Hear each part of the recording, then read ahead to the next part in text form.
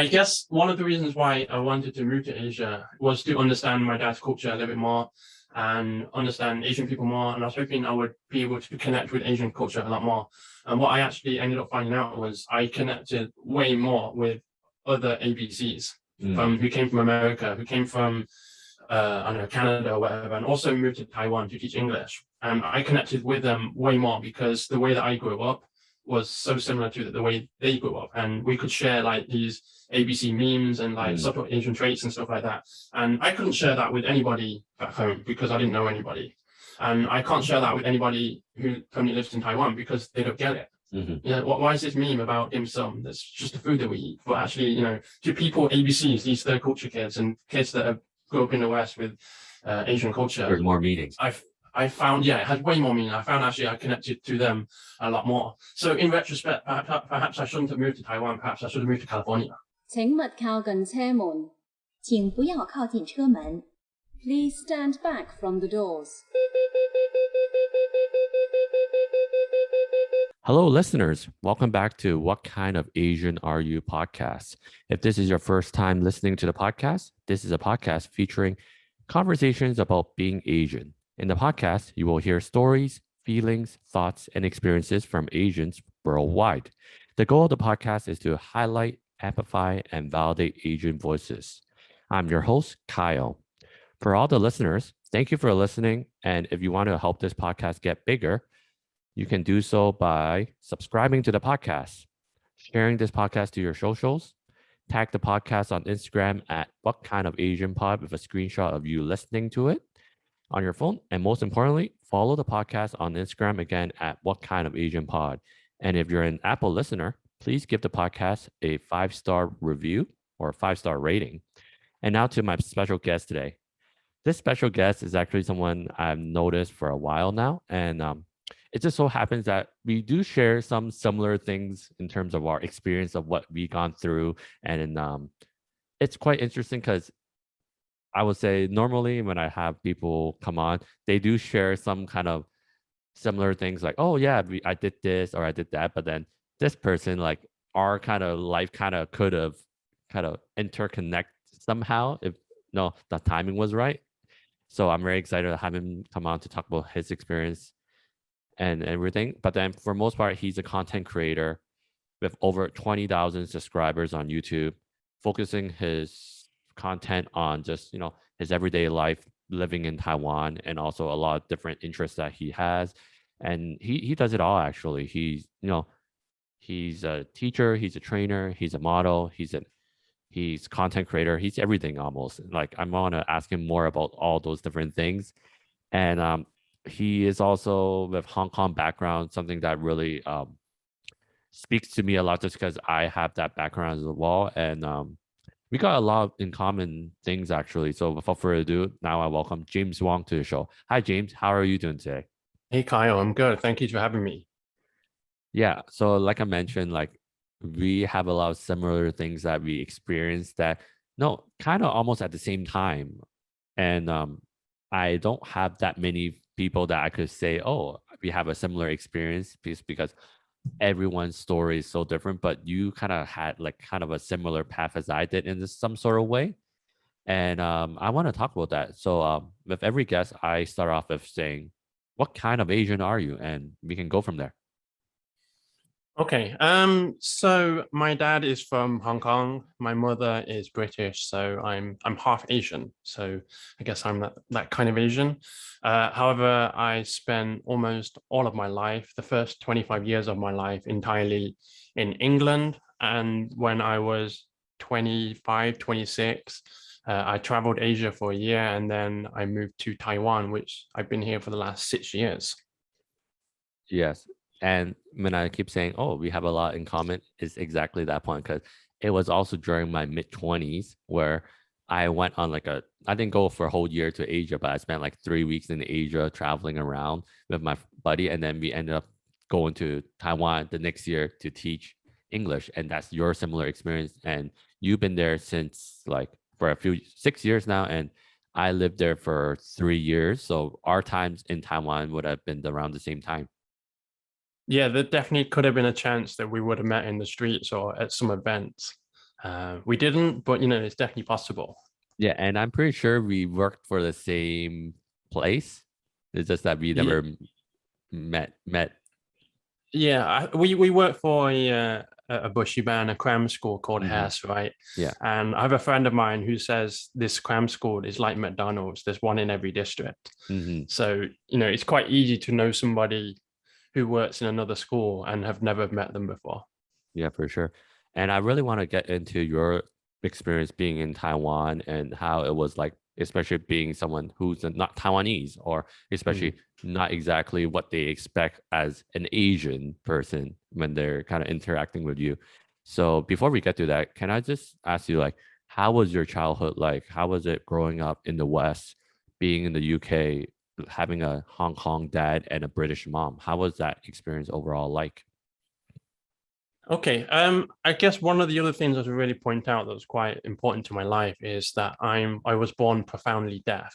So not only was I grown up as a half Asian person, I was also growing up as, I like to call it half deaf, because I'm not what people traditionally think of when they think of a deaf person. You think of a deaf person as somebody who can't speak, who does sign language, who hangs around with other deaf people. And from a young age, my parents sort of pushed me away from that life and into what they call mainstreaming. So from a young age, I was encouraged to speak. I had speech therapy. I never learned how to sign. And as a result of that, my parents decided that they weren't going to teach me any Cantonese, despite that being my dad's first language. So they thought, with me having profound hearing loss, the chances of me speaking English is already quite difficult. Why should we put the burden of a second language on this child? So that's one of the reasons why I grew up purely monolingual.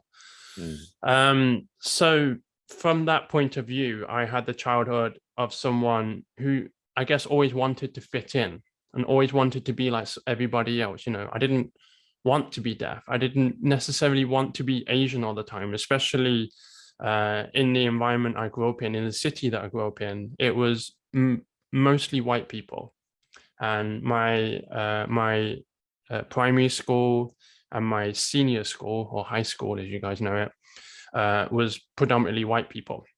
I think I was the only Asian in my school year, and I'm only half as well, so I'm not even a full Asian.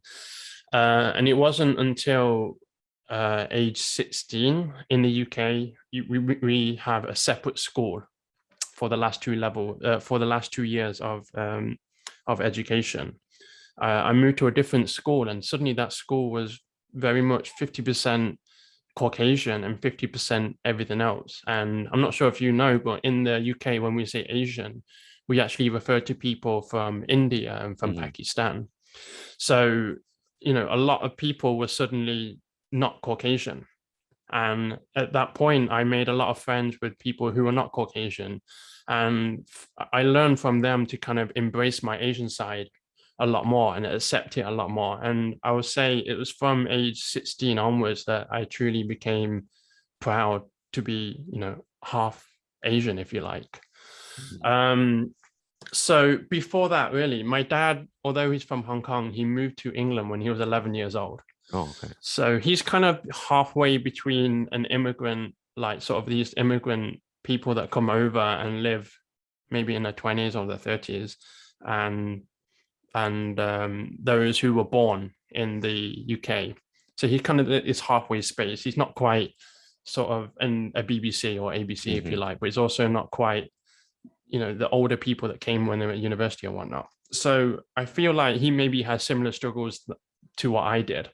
And he managed to integrate really well, actually. He had a lot of Caucasian friends. He still spoke Cantonese to his parents. He worked in the Chinese takeaway that his parents owned. And so I feel like he's probably more mixed than I am, although blood-wise I'm 50-50. I would say my dad, so culturally, is way more mixed than I am. He's truly bilingual in both languages.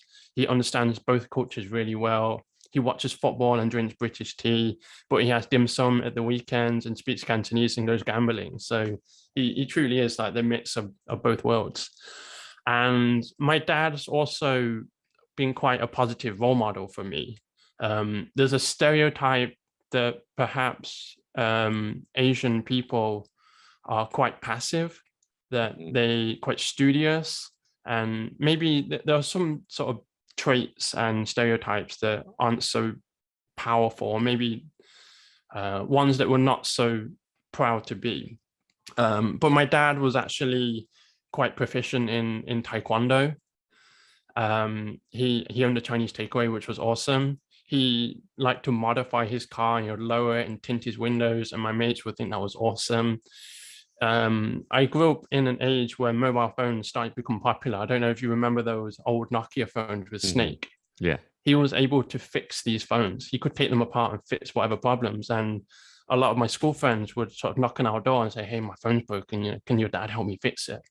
So in a way, I feel very lucky in having such a positive, strong role model as a dad. And of course, it really helped that he didn't have sort of an Asian accent, if you like. He spoke with a very British accent. And so it was quite surprising to me as I got older to find out that other people, perhaps their parents embarrassed them, or perhaps they weren't so proud of their heritage because their parents couldn't speak so well, or their parents couldn't speak English, or their parents forced them to speak Cantonese or take strange food to school and things like that. And looking back, I had quite a Western childhood. Although my dad was from Hong Kong, he moved to England when he was 11. He spoke English to my mum. My mum raised us, quite a lot. So we didn't take any Asian food to school. We weren't forced to speak any Asian languages. So as much as I'd like to say I was Asian when I was younger, in retrospect, I really wasn't. I was very, very white. Wow, that's amazing to hear that your dad was such a great positive role model for you. And would you say that because of that fact, even though you were in a place where it's mainly white people, Caucasian, but then you didn't really have that many like issues, or like you didn't feel too much of like that identity crisis or identity issue as badly as other people maybe had, that because their parents didn't know how to like help them? Because for your dad, he can understand what you're going through because he kind of went through it. Would you say that plays a big part in kind of helping you kind of not be too down or like too affected by it? Because of course it did affect you some sort of way because you are half Asian, and it carries a lot of weight in a sense. So would you say your dad definitely helped a lot in that aspect to make you less kind of in that in between kind of feeling, oh, I don't know what I am, that kind of thing? I wouldn't say he helped me directly. Maybe, I mean, after all, he's still Asian, and I feel like Asian parents aren't sort of very direct with their kids in the way of saying, I love you, or what's wrong? Do you want to talk about your feelings? That kind of thing. And he's still very Asian in that sort of way. So perhaps he didn't directly help me, but maybe passively he tried to. And I think just as he was, as who he was as a person, it just kind of empowered me, I guess. And I think also it really helped that my mom was very positive about the whole Asian communities. Again, this is something I found out much later on, that some mixed kids, especially when their father is Caucasian and mother's Asian, they almost kind of reject sort of Asian culture. And you get a lot of, I'm not saying all of them, but you get a lot of white men who come almost like have an Asian fetish, but they don't truly embrace Asian culture, and they'll make jokes about Asian food, and they will laugh about other Asian men and stuff like that. So I was super lucky not to experience any of that. My mum, was super involved in learning my dad's culture. She learned some Cantonese words. The very few Cantonese words I did know was because my mum taught me, not because of my dad. So I think there was a really nice balance and a really nice sort of acceptance at home, if you like, of being Asian. So despite the fact I didn't really have an environment or many Asian friends, I was still super proud to be Asian. And I was super happy to be the Asian one amongst my friends. That's awesome, because It's really a thing where I don't hear that often. Often, like especially people that are in the UK, they often say like they had a lot of issues in terms of like identity and race just because of like the environment they grew up. Like I have past guests where like they were saying, "Oh, I'm the only Asian there," but that I didn't really have any resources, or my parents didn't really know how to deal with me Mm, having to go through those things. But it seems like your parents knew what to do and provided like the safe zone at least in the home so that you can feel as Asian as you want. But then when you're going outside, you're still able to kind of not feel too bad about it because, you know, at home, your dad and mom is like, oh, you're Asian, it's fine. But I just want to know, how was it like outside of that home environment for you though? Because like you said, you're still living in a pretty white environment. Did they take you as a something different just because you're mixed, or was it there's a lot of other mixed kids around you as well? Um, again, when you say mixed in the UK, you tend to think of people who are half black and half white. Mm, So yeah, there were definitely mixed people. It's certainly not the same mix that I was. Um, I don't know. Sometimes I think back and I think how lucky I was not to experience any sort of bullying, especially as someone who was, deaf and half Asian. Thinking back, I definitely should have experienced a lot more bullying, and either it didn't happen or I just simply didn't hear them. But there wasn't any.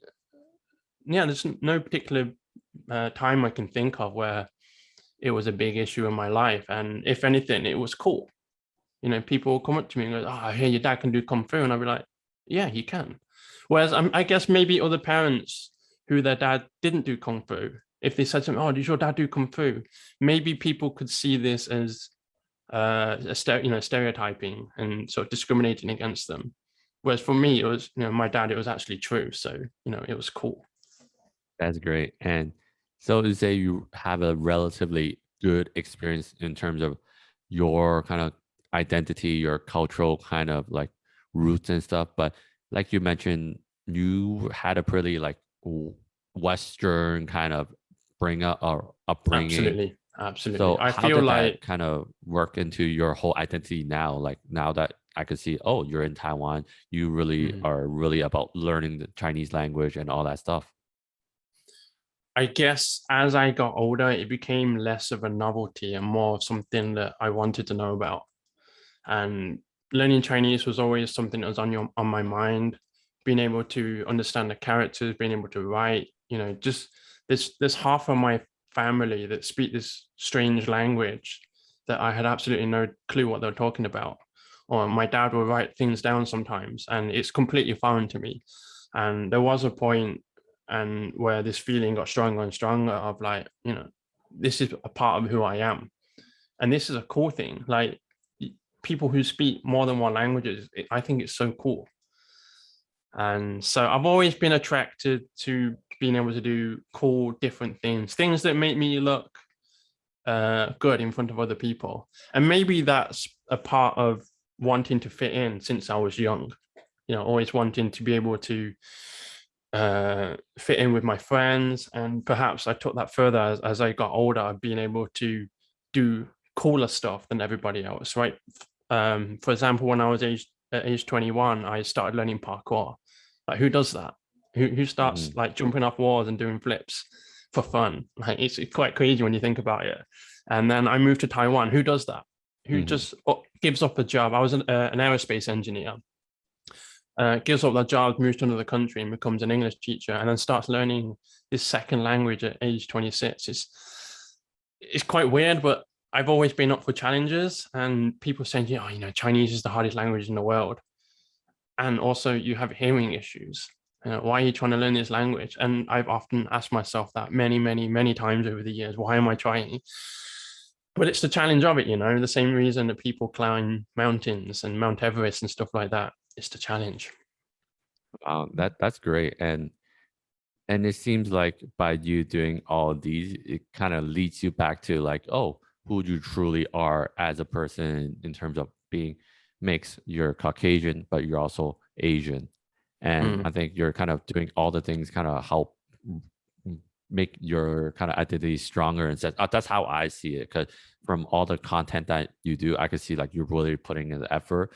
Of course, you want to get better at it because be more helpful for your everyday life, of course. But I can see there must be something more than just it's more useful for you, because or else you wouldn't put in that much effort in not only learning it but also documenting it down and like putting in so much effort to like just getting things right. Because with all your content, especially the one I saw specifically where you spent a whole month or more than that, obviously, to pick up Cantonese again so that you can have a conversation about your dad, with your dad, right?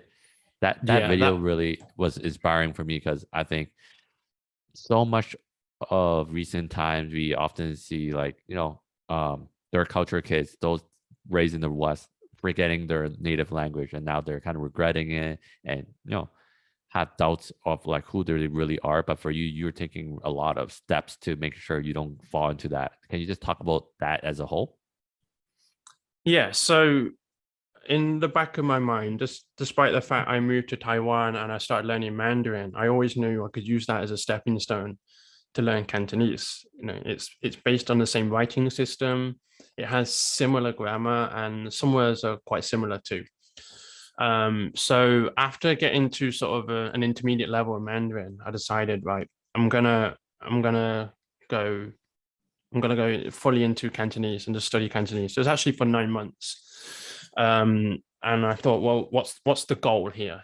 You can study for years, but having some sort of solid goal is what keeps you going. And I was like, okay, the goal is I'm gonna phone my dad up and I'm gonna speak to him in Cantonese, and he's not gonna know anything. Okay, so I didn't write about it on Instagram or Facebook. I just studied. I mean, it's quite easy to keep a secret when you're halfway across the world. It's not like the hardest thing. So at that point, I just started self-studying Cantonese. I bought a book. I got tutors online. I had this auntie from, she was from China, a part in South China, but I think she was from Guangdong probably, and she moved to the States. And she couldn't really speak English, but she could speak Mandarin. So we spoke in Mandarin, and she taught me Cantonese using Mandarin, which was quite cool. And although she wasn't really a qualified teacher, all I did was just read this book that I had, and she would correct my words and my sentences. And then I would try and ask her questions in Cantonese using the words that I learned. And I did that. I think I had like 3 or 4 lessons every week, half an hour each time, because more than half an hour, I'll just get so tired and burnt out. And then I got to a point where I thought, okay, I just need to set a date. And I called my dad. I said, Dad, in a week, I'm going to speak to you in Cantonese, okay? So I just want you to get a camera ready. And he's like, yeah, sure, okay. And so his expectation was that I wouldn't really be able to say anything, because his experience of learning languages is that he could speak Cantonese because he grew up in Hong Kong. He could speak English because he grew up in England, okay? How can someone learn a language not growing up in the environment? And that's very much his mindset. So when I was able to have this extremely basic conversation, it's honestly like A1 level, he was mind blown. And he was like, well, we can actually have, somewhat of a basic conversation. And how have you done that? Because nobody around you speaks Cantonese. And so it was definitely the background of Mandarin that helped me. It was definitely having that goal of speaking to my dad. And it was definitely my background. This is something I've been interested in for 10, 15 years. It builds up, when you have this sort of interest, it builds up slowly. And at some point you're going to do something about it. That's amazing. And I'm sure that kind of conversation is one you'll remember the rest of your life, because it's really special being able to speak to your family in the language that their first language. Like, of course, you can communicate with your dad with no problem in English, but it's a different kind of thing when you're able to do it in Cantonese, I'm sure. Yeah, and it's a different feeling. It was awesome that I recorded it. I'm so glad I documented the whole process. It's so tiring at the time to keep documenting and editing. It was literally hours and hours of work. But I'm so glad that I have that. And, I can watch that back. When I watch it back now, it was only last year. I must have watched it back 20 times. It's such a nice video for me to watch. And it's just so nice to have that saved, if you like, in the internet. Something else I was going to say. No. Okay. But yeah, like you mentioned, like you doing all that documenting for a long time, you didn't really posted it on social media. You were just doing it silently. So your intention was to just learn the language, not really even like trying to like, oh, I think this is a great video idea. It's more just a goal that first, and then a goal to like speak Cantonese to your dad, and then oh, it could be a video, so that I'm documenting everything. So let's talk about like your content creating, because that's that video is the first kind of, I think, interaction I have with your content. But then as I've seen, like you are active in it, you're producing content. Can you just let the audience know like what kind of content did you start out thinking of doing, and till now, what are you kind of doing, and what's your kind of idea of what content creating is for you? So YouTube is a very difficult platform to crack, as is most social media. But YouTube is something that people see and go, "Oh, that's easy. I could do that." But actually, it really isn't, and it's so unpredictable. So when I first started, the goal was, I felt like I had a story to tell. The story I wanted to tell was, I'm profoundly deaf and I learned how to speak Chinese, and that might be quite arrogant of me to think that I'm worthy of a story and that people should listen to me.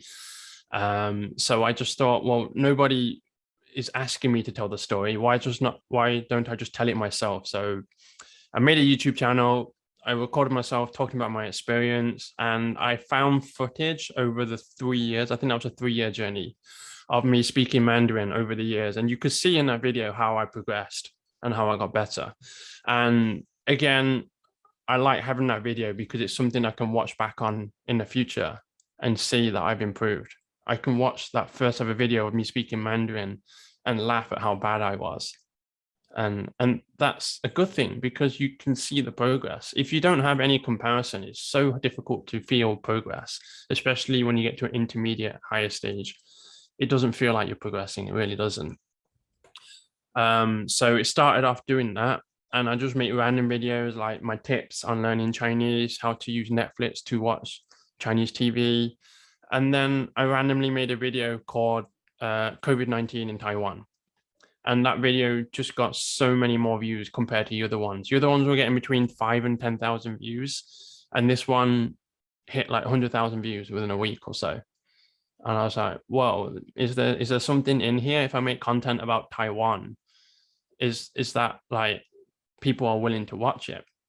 So I went back and forth, and eventually I found out every single video I made about myself didn't get that many views, although the audience was probably a lot stronger. I guess they supported me more.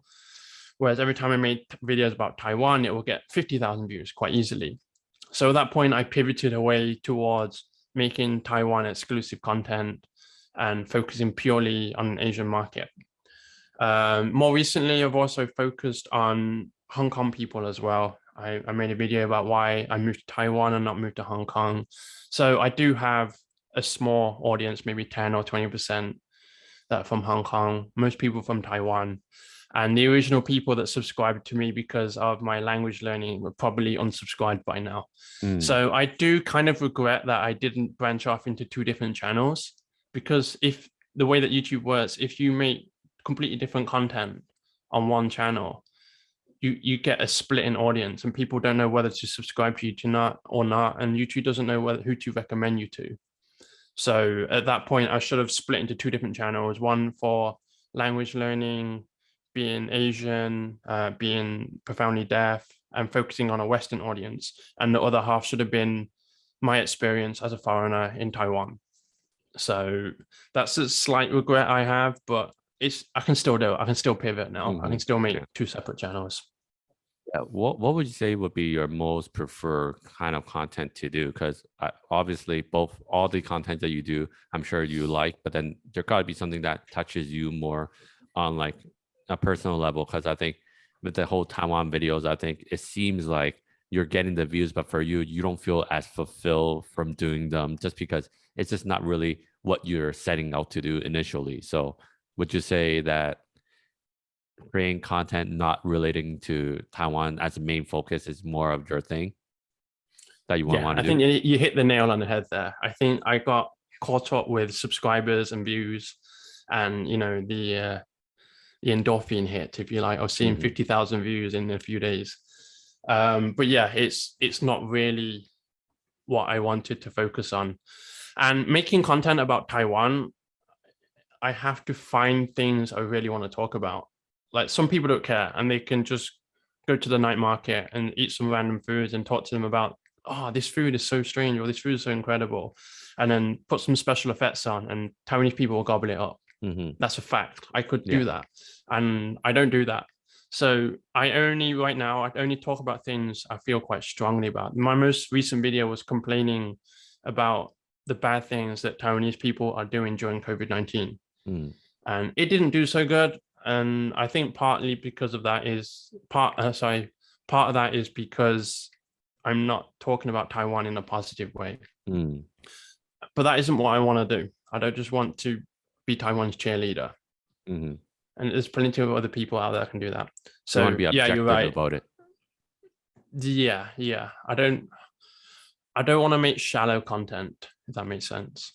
Yeah, and I really appreciate that, because I think for me, watching Taiwanese content or content about Taiwan by like foreigners, it's always very one open in terms of, wow, they're able to get lots of views and all that stuff. But in the other aspect is like, but they're regurgitating things that everyone kind of talks about and stuff. It's nothing new. And it's always about, oh, Taiwan is so great, blah, blah, blah. But they're not really going to talk about the main kind of things that, do impact Taiwanese people that are negative, because that wouldn't be great for views and stuff. And I think there are content for everybody about Taiwan. You just have to find it. And I think you could still make Taiwan content just in your own way. And it's just one of those things where you have to expect, oh, it could get views, but it also couldn't. And you might get hit as well. You're absolutely right. And I made some fun videos where I talked about culture differences and things that I find strange in Taiwan. And I was very honest about it, and people appreciated that. I guess there's just a line that you have to make sure you're on the right side of, and you don't push it too far.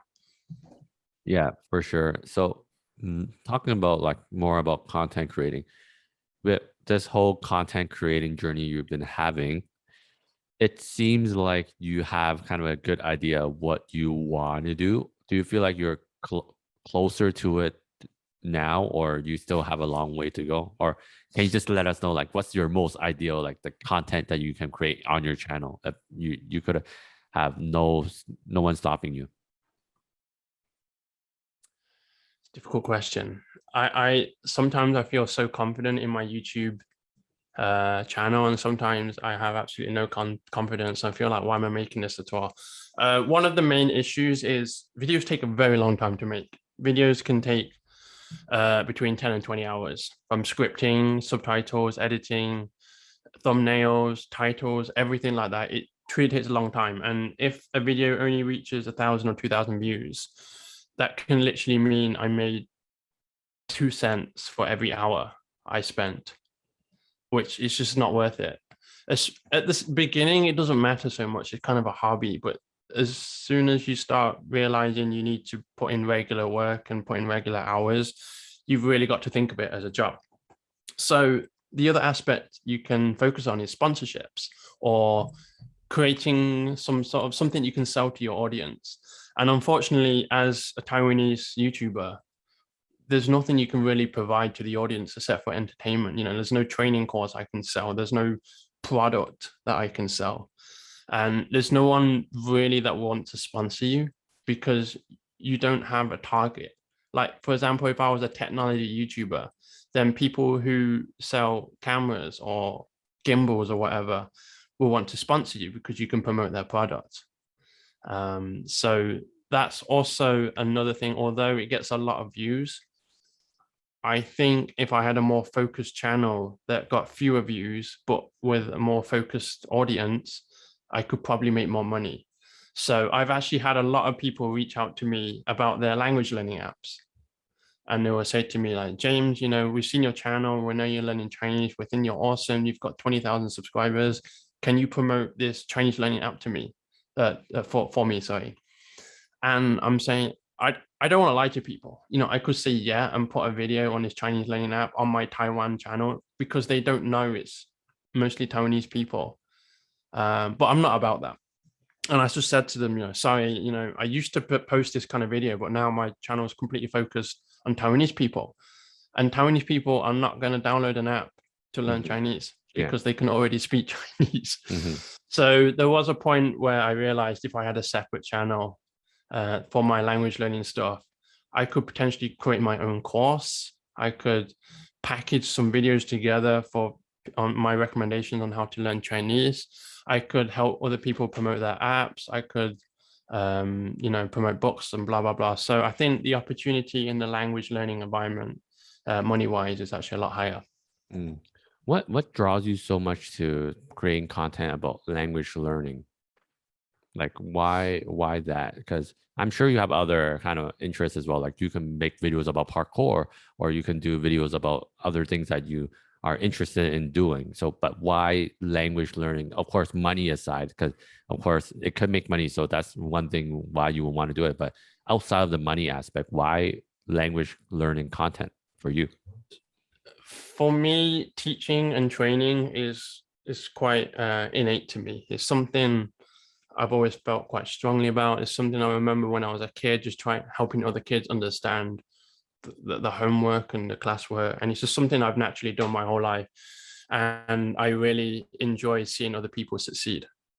So it makes sense to me that if I'm going to create content for other people, it's going to be about teaching and helping other people learn something.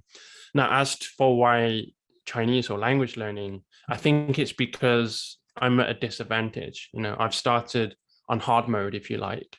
And so I just have more credibility, if that makes sense. Like if I can do it, so can you. And there are people online. There's a guy who's blind who can skateboard, and there's a rock climber who only has one hand. And I think these people will provide much better much better advice compared to those who are naturally very good at the sport. For those people who are very good at rock climbing, they don't know why they're very good at rock climbing. They just got on a wall and they were able to do it. Okay. They didn't have to go through the pain and the struggle. They didn't have to, train certain muscles to catch up with their body, or they didn't have to eat a certain diet. They were just able to do it. So people who are at the top of the sport are actually some of the worst teachers, because they just don't know how they learn, because they never learn themselves. So I feel I have more credibility and I'm in a better position to teach people how to learn because I did it from such a disadvantage. Wow, that's a very good point. And yeah, that's a great kind of why as to why you should do it, because you can provide a lot of value being the outsider or the person who's actually gone through it as the outsider trying to practice open, trying to be able to do it at a high level. So props to you for that. But my thing about language learning in terms of like content creating, it would be like, what do you ever feel like you're not good enough to, or do you have imposter syndrome try to teach the language kind of aspect? Because I think for myself, it's like, oh, if I want more people to learn Cantonese, I want to start promoting it and also like maybe use my skills in Cantonese to teach it. But I have some imposter syndrome, meaning I don't think I'm good enough to teach. But for you, it seems like you don't have that. So can you just talk about that? Like how do you feel about that aspect? Like, not really trained at teaching, specifically Chinese, but I'm gonna do it and all that stuff. I think the mindset I've taken is I'm going to show you my journey, opposed to I'm going to tell you how to do it. And I think it's more, this is how I did it. This is the level that I'm at. I'm not saying this is the best way. I'm not saying my Chinese is amazing. I'm just saying I started at -5. I'm now at +3. And okay, maybe you don't care, but maybe some people will feel inspired.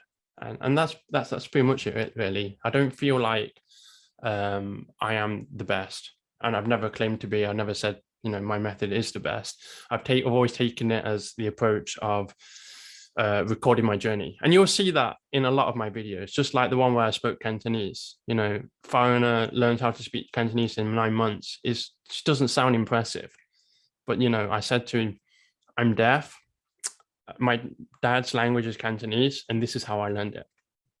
And maybe it won't be as impressive as someone like Xiaoma. You know that guy, the guy in New York who goes around speaking Cantonese or Chinese or whatever language he's learning these days. But to me, it's just a different approach to content creation. That's great. I think there's a lane for everything, and you're doing great. And I'm sure you're inspiring a lot of people, because what you have done with like your own language learning journey is incredible. Because I could see with your like content, your like just following your Instagrams, like you put in the effort. Like I see the amount of times like, oh, I'm learning the characters, I'm going through the exercises and everything, and like, wow, like even for someone who isn't at a disadvantage to learn the language, I don't even have enough that drive to do it myself for most part. So props to you. And yeah, I think your content is able to do a lot of good for those maybe scared to give it a try to learn their native tongue, just because, oh, it's been so long already. I don't want to like try and all that stuff. But you can be like that inspiration, like, well, James did it from the fact that, oh, he's deaf, he hasn't picked up the language at a young age, and he did it on his own, self-learning, and went to school and all that stuff, and now creating content. And people look at him and be like, oh yeah, he's that language learning person on YouTube in a way. So that's great. And I think a huge part of all this happening to you is because of the fact you moved to Taiwan.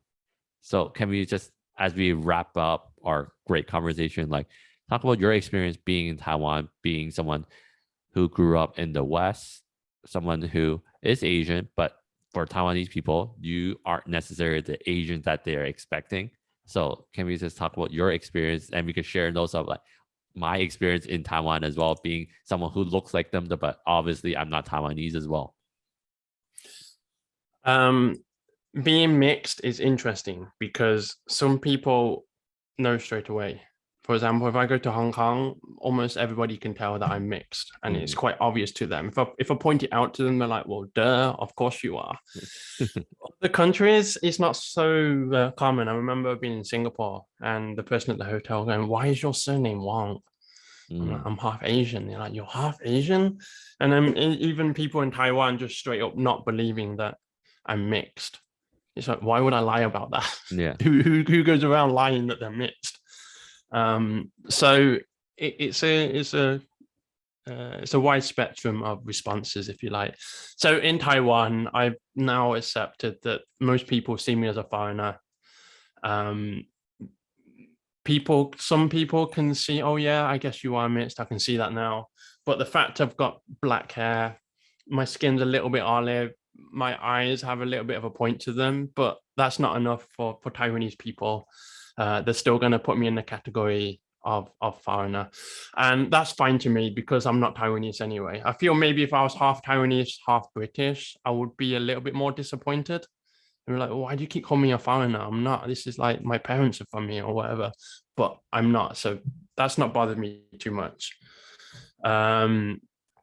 I guess one of the reasons why I wanted to move to Asia was to understand my dad's culture a little bit more and understand Asian people more. And I was hoping I would be able to connect with Asian culture a lot more.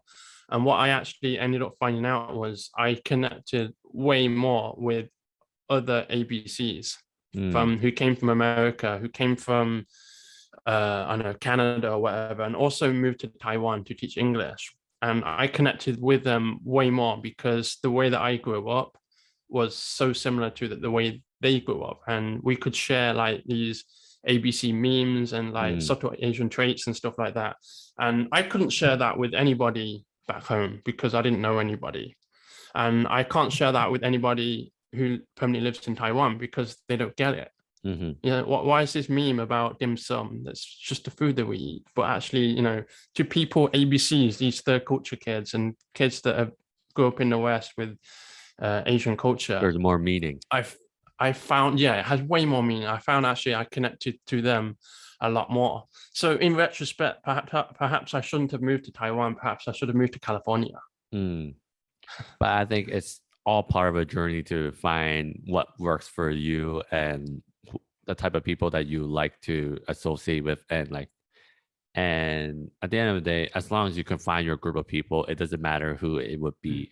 That's how I see it. Like, a lot of people be like, oh, I need to go back to the motherland to find my roots and all that stuff. But I now that I've done it as well, or I went to Taiwan, I Mm. feel like you don't necessarily have to like meet up with locals. Of course, it's nice to like assimilate with local culture and all that stuff, but it's not a requirement. So if it's one of those things where all your hobbies end up where the locals are not a fan of, doesn't mean you have to be like, oh, I just do what they do and like do what they like, even though I don't like it. I think there's too much pressure of like being as local as you could be in the place that you're like deciding to go to reconnect your roots with.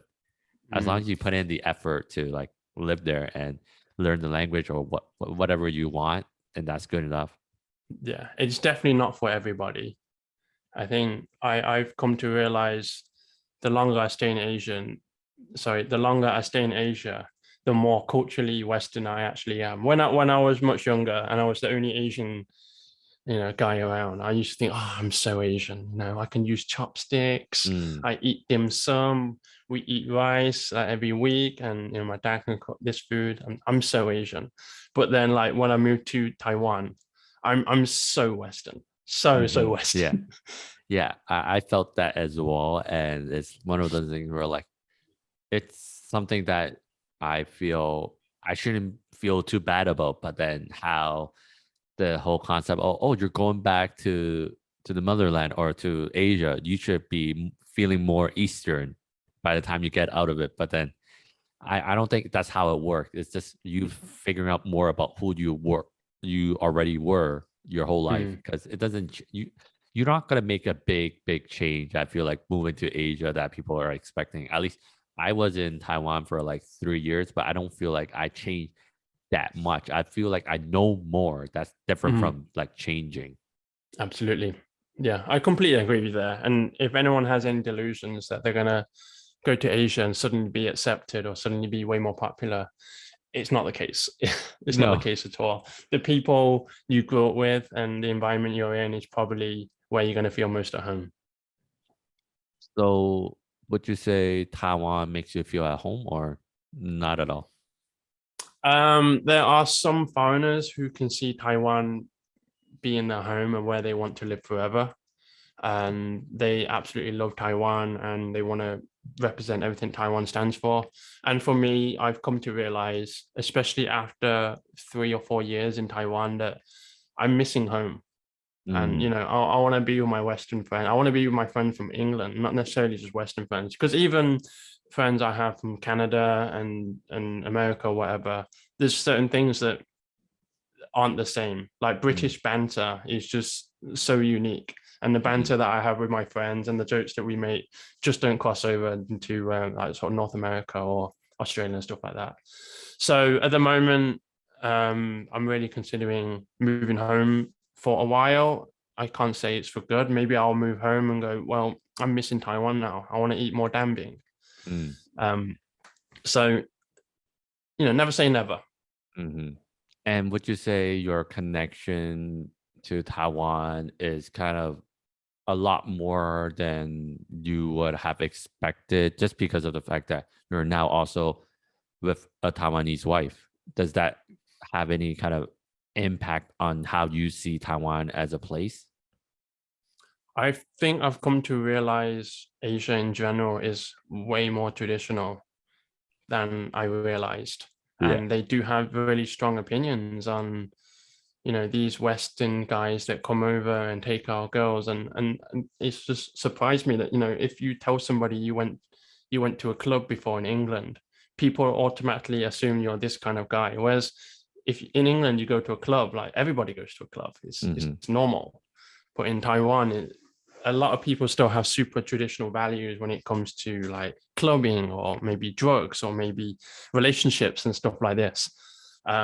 So I would say Taiwan especially, compared to Hong Kong. Hong Kong is a little less traditional, but Taiwan is way more traditional than what I realized. What was the question again? It was just about like the fact that you feel more I have home. a Taiwanese wife. Yeah. Yeah. So do I feel at home in Asia? I feel comfortable, and I feel happy I can speak the language, and I feel way more connected to Taiwan compared to like China, for example, despite the fact that they speak the same language. And I have friends here. Do I feel connected? That is a tough question. I think Taiwan will always be my second home.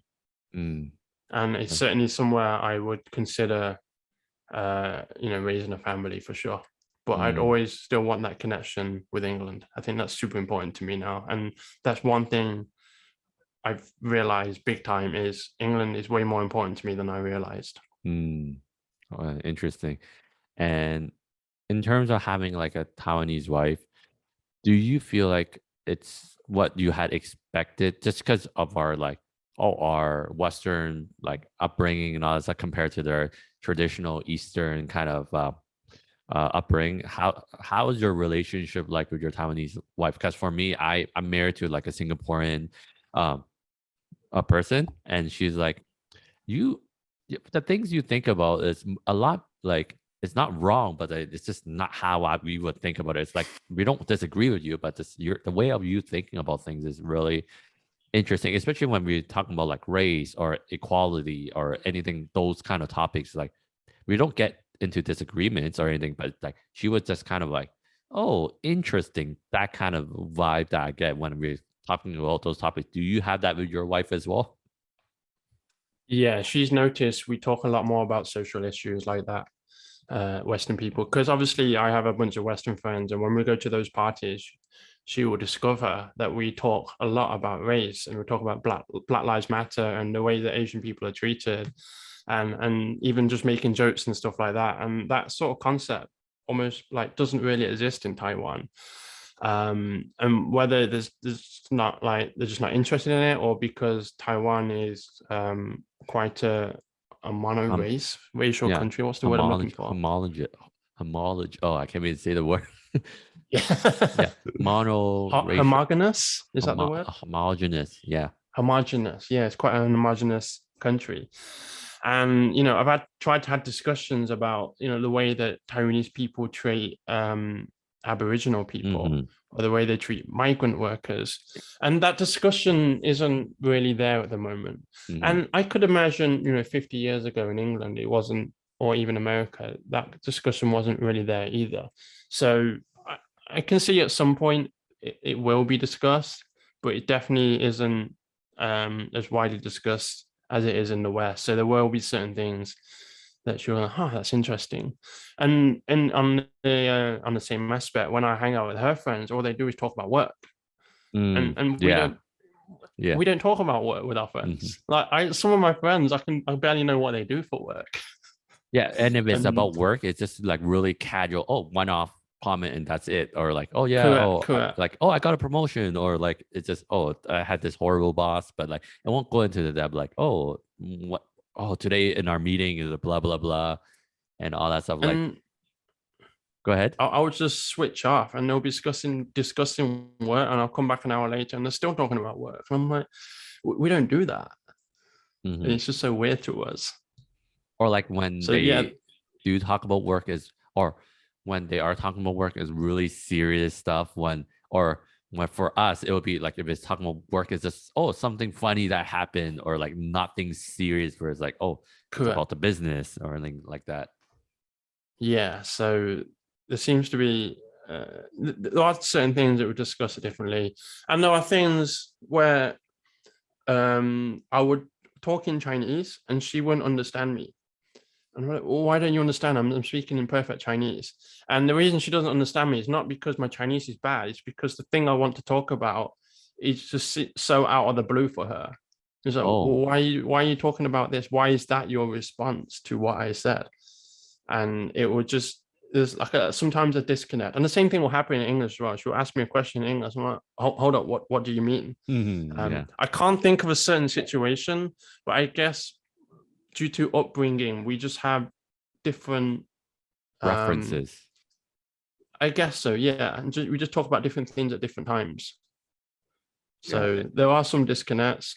But also I think she quite appreciates the non-traditional ways that the West have. Mm. I think she quite likes that. Right. Her parents can be quite traditional at times, and she can find that a little bit oppressive sometimes, I think. So she does appreciate that, my parents have never pushed me to, become a doctor or a lawyer, and her parents were forcing her to play piano when she didn't want to, and stuff like that. Yeah. I think she can appreciate that from the West. That's great. And one last kind of question about your experience with Taiwan is just with your stay in Taiwan, what would you say is your biggest kind of takeaway beyond just the language part of like your cultural identity or your cultural connection, even though your roots is more based through your dad in Hong Kong? Like, what would it be for you? You mean except for cultural? Sorry, one more time. Like, what would be like your biggest takeaway in terms of like your cultural identity or just your cultural connection to your dad's background in Hong Kong, even though you lived in Taiwan, other than the language part? I think, like I mentioned before, I'm not as Asian as I thought I was. And even though my dad is from Hong Kong, there are a lot of things that Taiwan does because it's so much more traditional than Hong Kong that he doesn't know about. I was saying of today because of, I don't know, they want better fortune at work. We went up to this temple and we had to rub this Buddha's belly and put this coin in and do this whole ceremony. And my dad's just like, I have no idea what you're talking about. Yeah. So there are certain times where I think, I'm more Asian than my dad now. And I remember when I went to Hong Kong, I was telling someone who lived in Hong Kong that it's rude in Taiwan to stick the chopsticks in your rice because it looks like incense. And they just didn't have a clue. They're like, oh, we don't know about that in Hong Kong, at least the younger generation. So there are, I'm under no sort of what's the word I'm looking for? Illusion. I'm under no illusion that Taiwan and Hong Kong are the same, because they're not. They are two different places. But I'm really glad that I got this opportunity in my life to explore Asia and to really get to see what Asia is for myself. And I'm really happy that it's made me realize how much I appreciate England. And like they always say, you're always going to regret the things you didn't do rather than the things you did do. So absolutely no regrets about coming to Taiwan. I love being here. I love the food. I love the freedom. I love the opportunities that I've had. I would never been able to model or become a YouTuber in a different country. I don't think. I think Taiwan's been great for that. That's great. And if people want to know more about Taiwan, they could for sure go to your YouTube channel, go to the videos about Taiwan, and also learn about your language learning journey with like just years of like documenting, because you've been going at it for a long time, and people could get inspired, could pick up something, and also find more content that they need to like get started on their language learning journey. And it's been great talking to you. I learned a lot, and it's nice to hear your story. It's so inspiring, and this it's so motivating as well, because it seems like you just doing everything that you really like, and like you're moving towards it. Like you mentioned, like you got to have a goal when you do something, and I see that you have a lot of goals that you're moving towards. And from our like conversation outside of this podcast, is just like, oh wow, you're doing a lot of different things that I can see. It makes sense for what you say you want to do. So I'm happy to hear all of that. And on that note, where can people find you and your content? Instagram, Facebook, YouTube. You can search James Wong Life. That's James and then Wong, W-O-N-G, Life, L-I-F-E.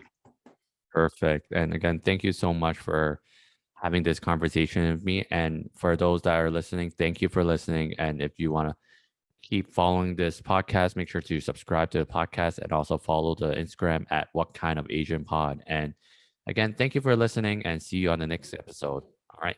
Bye-bye. Bye.